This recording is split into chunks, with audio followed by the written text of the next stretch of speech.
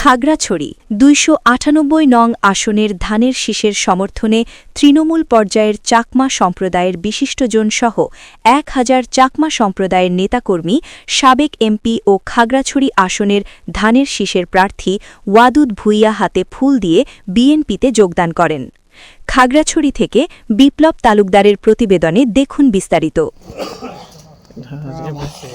মঙ্গলবার বিকেলে খাগড়াছড়ি পৌর টাউন হলে তৃণমূল পর্যায়ের চাকমা সম্প্রদায়ের বিশিষ্টজন বিএনপিতে যোগদান অনুষ্ঠান অনুষ্ঠিত হয় খাগড়াছড়ি জেলা বিএনপি যুগ্ম সাধারণ সম্পাদক অনিমেষ চাকমা রিঙ্কু আয়োজনে। সাবেক ইউপি মেম্বার ও মানবিক কল্যাণ সংঘ কেন্দ্রীয় কমিটির সভাপতি শান্তিময় চাকমার সভাপতিত্বে অনুষ্ঠানে প্রধান অতিথি হয়ে উপস্থিত ছিলেন খাগড়াছড়ি জেলা বিএনপি সভাপতি, কেন্দ্রীয় বিএনপি কর্মসংস্থান বিষয়ক সহ সম্পাদক ও খাগড়াছড়ি আসনের সাবেক এমপি ওয়াদুদ ভূঁইয়া।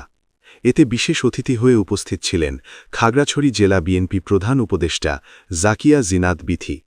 এতে আরও উপস্থিত ছিলেন খাগড়াছড়ি জেলা বিএনপি সিনিয়র সহ-সভাপতি প্রবীণ চন্দ্র চাকমা ও মহিলা দলের সভাপতি কুহেলি দেবান। এটা হয়তো আপনি দূর থেকে জানেন না, বুঝেন না, আমি কিন্তু প্রত্যেকটা মানুষের আপনাদের নিরাপত্তার জন্য সবসময় উদ্বিগ্ন থাকি, চিন্তায় থাকি। আপনাদের জন্য আমি যথেষ্ট লড়ে যাই, আমার নাকি নিঃশ্বাস থাকা পর্যন্ত আমি আপনাদের জন্য লড়ে যাব, বিশ্বাস রাখবেন।